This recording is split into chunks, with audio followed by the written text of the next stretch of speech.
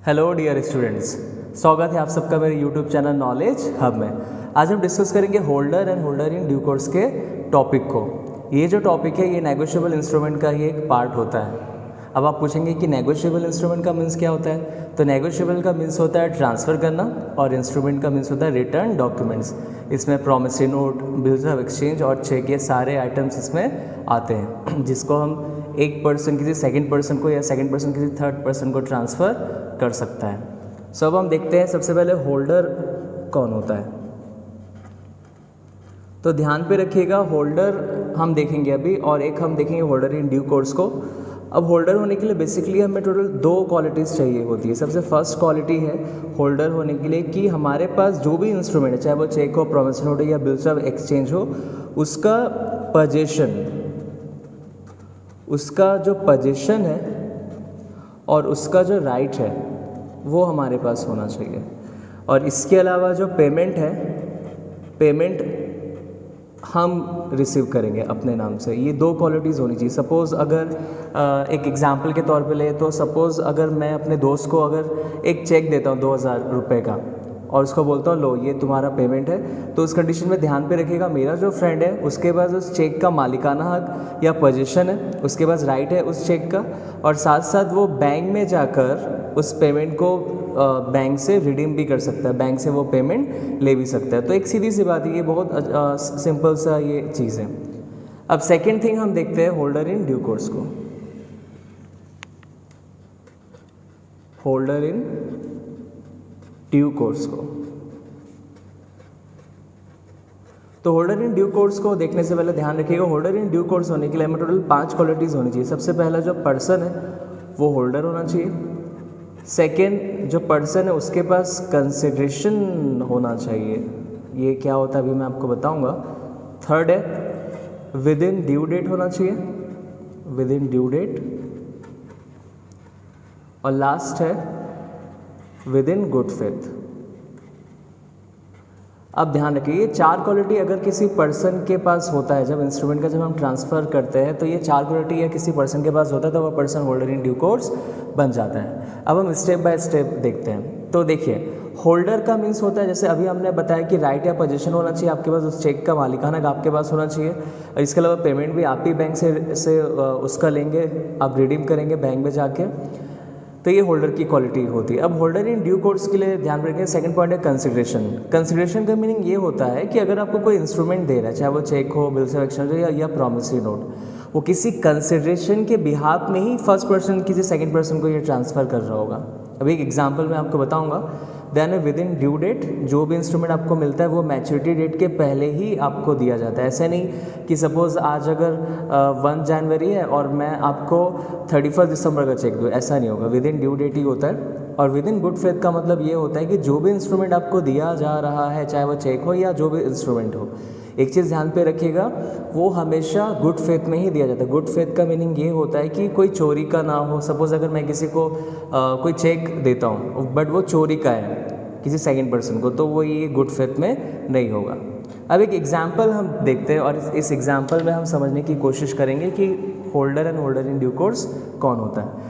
तो सबसे पहले एक एग्जांपल लें। तो इस एग्जांपल में ध्यान रखिएगा टोटल 2 पर्सन है। एक पर्सन है मिस्टर एक्स और इसकी एक कंपनी है एक्स लिमिटेड, और एक दूसरा पर्सन है जिसका नाम है बाबूराव। तो जो बाबूराव है, दूसरा पर्सन है बाबूराव। तो जो बाबूराव है, बाबूराव क्या है? बाबूराव एक एम्प्लॉय है। बाबूराव जो है वो एक्स लिमिटेड के यहाँ काम करता है, वो एक्स लिमिटेड के यहाँ काम करता है। और एक्स लिमिटेड क्या करता है, उसे हर महीने एक 20,000 रुपीज़ का एक चेक देता है। 20,000 रुपीज़ का एक चेक देता है। अब सबसे बड़ा सवाल ये कि बाबूराव यहाँ पर होल्डर इन ड्यू कोर्स है क्या? तो अब हमको ये देखना पड़ेगा। तो ध्यान पे रखिएगा, सबसे पहला होल्डर। तो देखिए अब होल्डर बाबूराव है कि नहीं, तो बाबूराव यहाँ पर होल्डर है, क्योंकि बाबूराव को जब एक्स लिमिटेड जब 20,000 का चेक दे रहा है तो अभी बाबूराव के पास ही राइट है, उसका पोजीशन बाबूराव के पास ही है और बाबूराव बैंक में जाकर उसे रिडीम कर सकते हैं, यानी कि पैसे ले सकता है।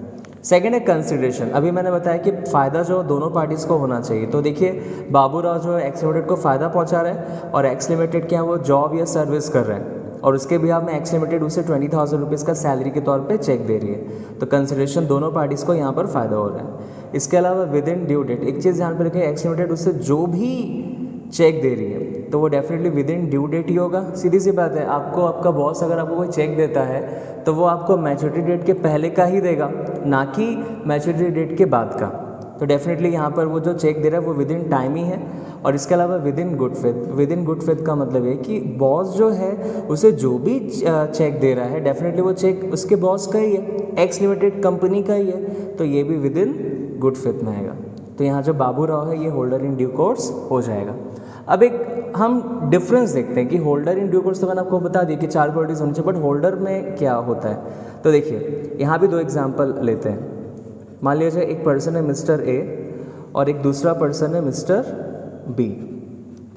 अब मिस्टर ए क्या कर रहा है, अब मिस्टर बी क्या कर रहा है, मिस्टर बी ए के पास आ रहा है और एक को बोल रहा है कि सर, मान लो यहाँ जो मिस्टर ए बी दोनों दोस्त हैं, तो मिस्टर बी ए के पास आके बोलते हैं कि सर मुझे 2,000 रुपये, भाई मुझे 2,000 रुपये का एक लोन चाहिए, तुझसे पैसे चाहिए।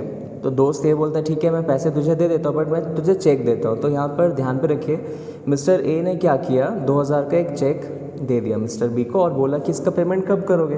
तो मिस्टर बी ने बोला कि भाई मैं 2 महीने बाद इसका पेमेंट कर दूंगा। तो अब मुझे ये बताया क्या मिस्टर बी यहाँ पर होल्डर इन ड्यू कोर्स होगा क्या। तो देखिए फर्स्ट क्वालिटी हमने अभी क्या देखा, होल्डर। तो यहाँ मिस्टर बी जो है वो होल्डर है, उसके पास राइट या पोजीशन है, पेमेंट भी वही रिसीव करेगा क्योंकि मिस्टर ए ने जो भी इंस्ट्रूमेंट जो भी चेक उसे दिया वो मिस्टर बी को दिया है। तो अभी राइट तो मिस्टर बी के पास है ना कि वो बैंक में जाकर रिडीम करा लेगा डेफिनेटली। सेकेंड है कंसिडरेशन। अब देखिए ये पॉइंट यहाँ पर है कि नहीं, दोनों एक दूसरे को फायदा पहुँचा रहे हैं। तो ध्यान रखिए मिस्टर ए जो है जब बी को जब चेक दे रहे हैं तो फ़ायदा सिर्फ मिस्टर बी को ही हो रहा है, मिस्टर ए को कोई फ़ायदा हो रहा है क्या, नहीं।